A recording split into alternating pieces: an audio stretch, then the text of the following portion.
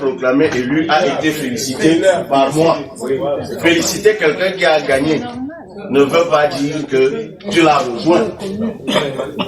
Ça ne veut pas dire que tu es dans son parti. Maintenant, comme je dis, celui qui n'est pas fâché, celui qui n'est pas content, il sort. Moi, j'ai donc dit qu'il y a quelqu'un qui a été proclamé élu. Et j'ai donc félicité celui qui a été proclamé élu. Maintenant, c'est pour vous. Et en famille que j'encaisse 1 milliard pour ça, c'est votre problème. Si cela est extraordinaire sur terre, c'est votre problème. Ce qui compte, c'est qu'on continue. Et moi, je vais vous dire, pour finir, réfléchissez-y même. Ayez des convictions. J'ai déjà fait 3 élections avec vous. La première, 2018, j'étais 3e. Après Paul Biya et son ancien ministre. La deuxième, 2020, le PCRN était 3e à l'Assemblée nationale et dans les communes. Derrière le RDPC et l'UNDP. Donc, le président était en 2020 ministre d'État en fonction. 2025, je suis à nouveau 3e derrière Paul Biya et son ancien ministre qui a démissionné 2 mois avant. Si les Camerounais détestent tant Paul Biya et ceux qui ont travaillé pour lui, pourquoi ils ont choisi? Pourquoi ils ont voté? Pourquoi ils ont voté? Au point que ceux qui travaillent pour lui deviennent bons. Bon diable. Les bons diables. Il faut qu'on arrête de vous distraire. Parce que la plupart du temps, vous suivez des gens qui m'accusent de suivre ceux qui ont suivi, ceux qui eux-mêmes suivent. Non. Moi, je veux dire, c'est-à-dire que sur le fondement de quoi quelqu'un qui suit Paul Biya me fera le reproche d'avoir félicité Paul Biya.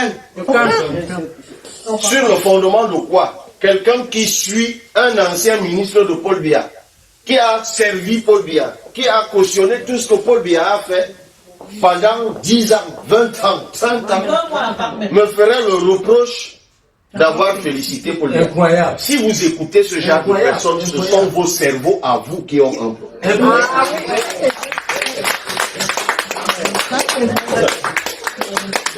Ce sont vos cerveaux à vous. Les gens votent quelqu'un qui vient de partir. Je répète, ce sont vos cerveaux à vous qui ont un problème. La politique, c'est des convictions. Nous avons un projet pour le Cameroun. Nous avons des idées pour le Cameroun. Nous avons un plan pour le Cameroun. Croyons-y et travaillons à cela.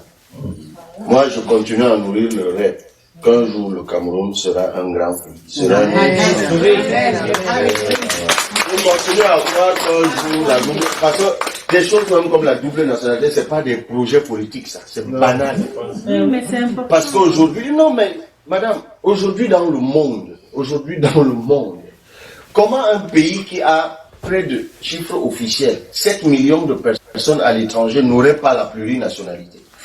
Ça n'a même aucun sens. Aucun sens. Ça n'existe pas. C'est-à-dire qu'un pays, 7 millions de personnes à l'étranger pour un pays qui a 30 millions d'habitants, in situ, ça veut dire, mais disons près du tiers de sa population territoriale à l'étranger. Est-ce qu'il faut un prix Nobel en économie? Non, pas du tout. Pour comprendre que pour ce type de population, il faut créer une banque qui permet de financer ce qu'ils font à l'étranger et leur permet de rapatrier des fonds. Est-ce qu'il faut pour ça avoir un prix Nobel en économie pour comprendre que seulement une politique touristique fixée sur cette population, des gens établis à l'étranger, qui se marient, font des enfants, qui ont envie de venir passer des vacances au Cameroun, donc il faut une politique du visa particulier, des frais incitatifs pour qu'ils reviennent avec leur famille dépenser l'argent qu'il y a à l'étranger.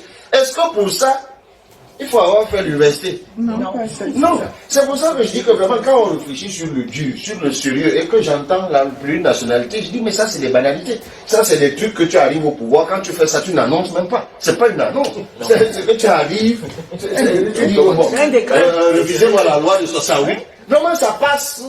On parle des choses plus sérieuses. Comme une lettre à la poste. C'est des banalités. Mais comme on est dans un pays où les gens font le choix de s'accrocher sur des c'est regrettable. En tout cas, je finis mon propos en disant, je vous ai dit le 4e point, c'est les vœux, en formulant pour chacun d'entre vous des vœux de santé déjà. Merci. Pour être en santé. Merci. Pour pouvoir avancer. Des vœux de faveur. Divine. Le pasteur comprend.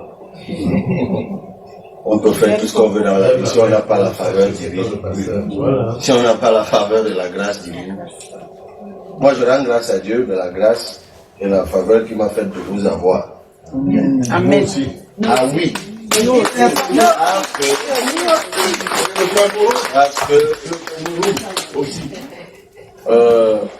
Beaucoup se sont levés pour faire la politique. Tu peux te lever, mais les meilleures idées du monde. Mais pour avoir des hommes et des femmes qui font des sacrifices pour t'accompagner, qui laissent comme là, vous êtes là, vous avez laissé plein de choses pour être là. C'est une grâce. L'autre grâce et l'autre faveur, c'est de pouvoir tenir face à l'adversité. Parfois, humainement, c'est très difficile de faire face à tout ce à quoi on est obligé de faire face quand on fait là. Mais lorsqu'on a des hommes et des femmes à côté, on n'est que des êtres humains. Un leader politique n'est pas un surhumain. Lui-même, il a ses moments de dépression. Je ne sais pas où j'étais assis hier, quelqu'un m'a appelé, j'ai dit, je déprime, laissez-moi tranquille. Mais j'ai le droit de déprimer. Je suis un être humain, et quand il y a trop de problèmes, je déprime. Et voilà, et quand je suis dans mes dépressions, vous me laissez tranquille. Quand je vais sortir de ma dépression, peut-être j'aurai bu 2 antidépresseurs, je vais retrouver une vie normale, et on pourra discuter. Ça vous arrive à vous comme ça m'arrive à moi. Mais quand tu as la grâce d'avoir des gens à tes côtés qui, dans tes moments de dépression, tiennent quand même la barre et te relèvent en te disant, bon, écoute, ça va, c'est pas la fin du monde, on avance, tu rends grâce à Dieu, tu te lèves et tu continues. Donc, bonne et heureuse année à tous et à toutes. J'avais prévu de m'arrêter à 18h, j'ai 4 minutes.